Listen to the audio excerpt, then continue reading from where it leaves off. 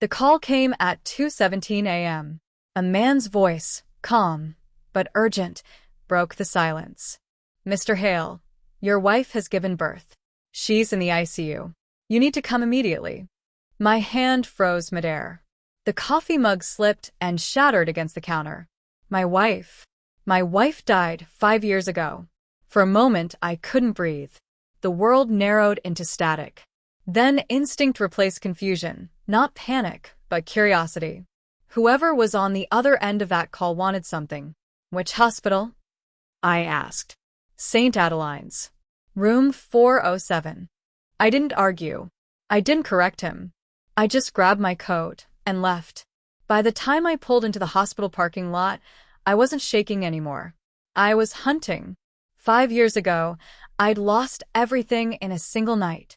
Claire, my wife, had been 7 months pregnant when the car skidded off the bridge. They told me she died instantly. Closed casket. Her parents never let me see her body. I grieved like a man learning to breathe underwater, slowly, quietly drowning. And after a year, I learned how to live without her. Or so I believed. I built a company, moved to another city, changed my number, changed everything until that call. As I drove through the fog towards St. Adeline's, one thought carved itself into my chest. If this was a prank, someone had chosen the wrong ghost to awaken. The nurse at the front desk looked puzzled when I arrived. "You're Mr. Hale, father of the child, correct?" I nodded. She led me down a sterile corridor lined with machines that breathed for the half-living.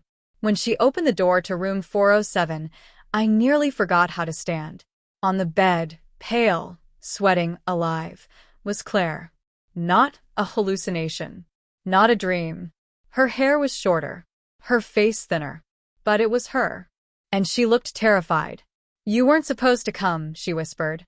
Each word hit like a blade. I didn't speak. Didn't rush to her side. I just stood there, hands in my pockets, watching her drown in guilt. Then the door opened. A man in a lab coat stepped in, eyes wide with confusion. "Who's this?" he asked. "My husband," she stammered. The man froze. His name tag read Dr. Samuel Lake, the same doctor who had declared her dead 5 years ago. My heartbeat didn't rise. It slowed.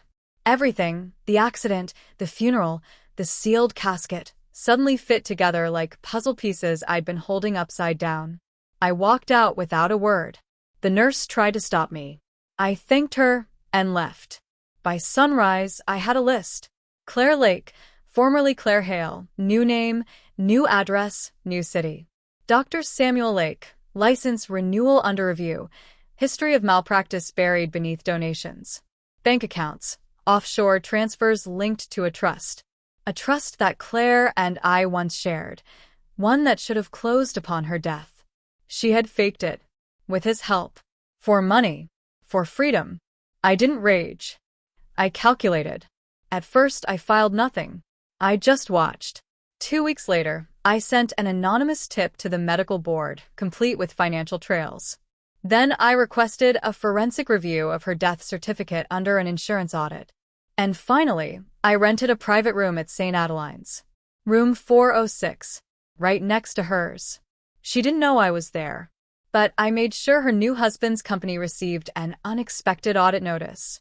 Every asset tied to her false death insurance claim was frozen, pending investigation. Step by step, her new life began to suffocate, and I didn't have to lift a finger. Day 3, Dr. Lake's license was suspended. Day 5, their joint accounts were locked. Day 7, her new husband vanished, reportedly under fraud investigation. And Claire, still in recovery, grew desperate, calling numbers that no longer worked. That's when I sent the envelope. Inside, her real death certificate, signed by Dr. Lake. Beneath it, a photograph of her holding our newborn son, the one she claimed had died with her.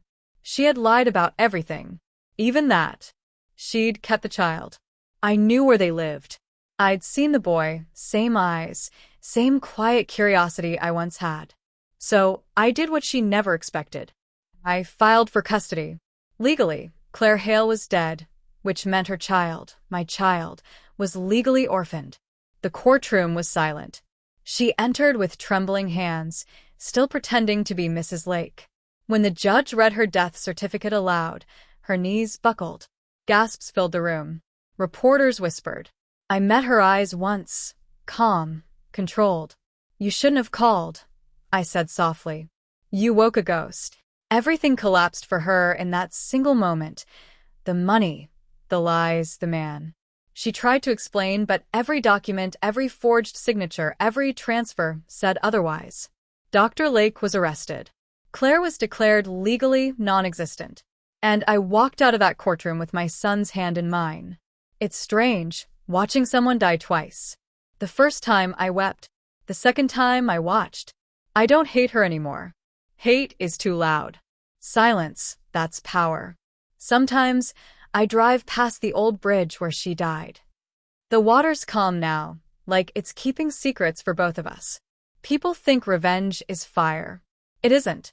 It's ice, slow, quiet, patient enough to make the guilty call you back from the grave. She wanted to erase me. Instead, I became the ghost that ended her life twice.